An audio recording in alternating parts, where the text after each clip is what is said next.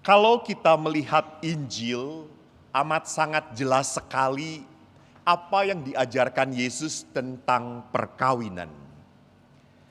Perkawinan adalah hal yang mulia, hal yang kudus. Dalam perkawinan bukan hanya Peter dan Karissa yang mau, tetapi Tuhan juga berkehendak seperti yang telah ditanamkan Tuhan dalam hati kalian. Maka memang jatuh cinta itu bukan masalah manusiawi belaka. Ada unsur ilahi yang muncul di situ. Karena saya ini seringkali menikahkan orang. Dan sampai sekarang tidak pernah mau menikah. Karena seringkali dalam pernikahan itu hal yang lucu banyak kutemukan. Prianya ganteng, perempuannya ya Allah gitu ya. Lah kok mau gitu ya. Tetapi waktu saya tanya, Mas kok mau dengan dia? Romo tidak melihat apa yang saya lihat. Nah itu dia, itu misterinya gitu ya. Itu kan kalau bukan Tuhan yang bekerja, tidak mungkin chemistry itu terjadi. Maka Yesus di sini menggaungkan hal yang amat sangat dasariah. Apa yang dipersatukan Allah tidak boleh diceraikan manusia. Jadi perkawinan itu bukan masalah perasaan. Perkawinan itu masalah apa? Komitmen. Masalah kesetiaan. Maka di dalam gereja Katolik, perkawinan bukan masalah dua orang, tetapi masalah tiga pribadi. Suami, istri, Tuhan. Maka pada saat engkau mengkhianati istrimu, Peter sadar kau mengkhianati Tuhan. Jadi jangan macem-macem Peter. Lu mengkhianati istri, doa sehebat apapun oleh Tuhan dikatakan pret doa kamu.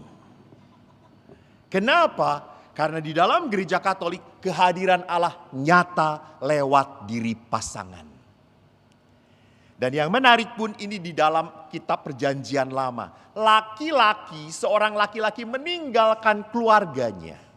Ingat, keluarga itu adalah hal yang berharga, berharga banget. Berani ditinggalkan berarti apa? Berarti Karissa lebih berharga dari papa mamah kamu? Ya tidak juga gitu ya. Saya tidak mau mengatakan demikian. Tetapi apa yang saya mau katakan, berarti memang ini sejarah kehidupan yang harus terjadi. Keluargamu berharga, maka aku akan membangun keluarga bersama pasanganku. Aku akan membangun keluarga.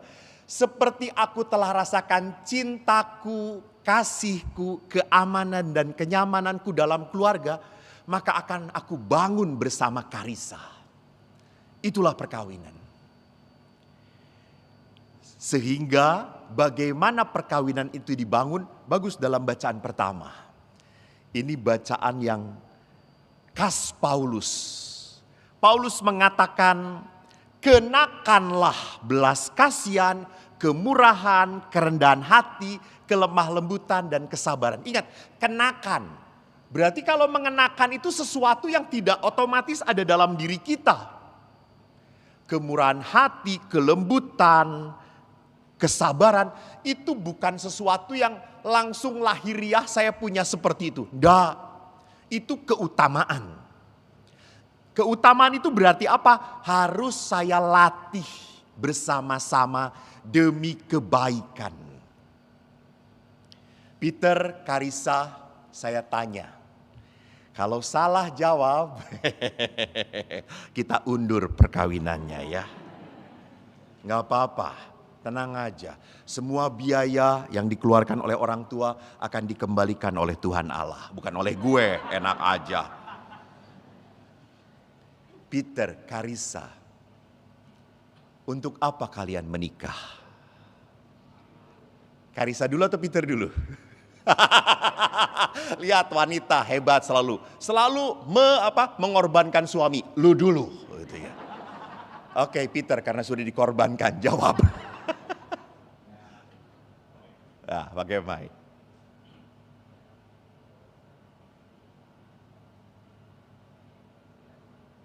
Tes. Nah, ya. Ya, tentu saja ini bentuk nyata ya, bukti bahwa selama ini kan saya cuma bilang, ya, aduh aku sayang banget sama kamu, aku cinta banget sama kamu. Tapi sampai saya mau menyatakan di depan Tuhan gitu ya, menikah dengan Karissa itu adalah bukti nyata bahwa benar-benar saya tuh cinta gitu, komitmen gitu bersama. Berarti betul-betul kamu mencintai Karissa ya? Iya dong. Lihat, semua tepuk tangan kecuali saya. Nggak lulus. Bukan nggak lulus, Peter. Lulus, bagus, bener sih. Kagum semua, tapi saya tidak kagum gitu ya. Karena pertanyaan saya, apa yang kamu cari? Ini kan tunjukkan. Saya menunjukkan cinta yang benar, maka saya berkomitmen. Apa yang kamu cari dengan menikahi Karissa?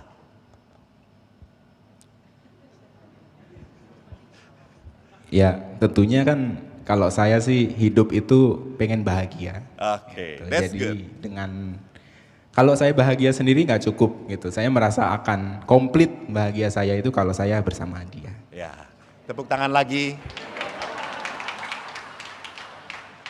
Percis ini jebakan yang salah sekali. Kenapa? Ingat, kalau perkawinan cari bahagia, nanti kalau tidak bahagia boleh lepas dong.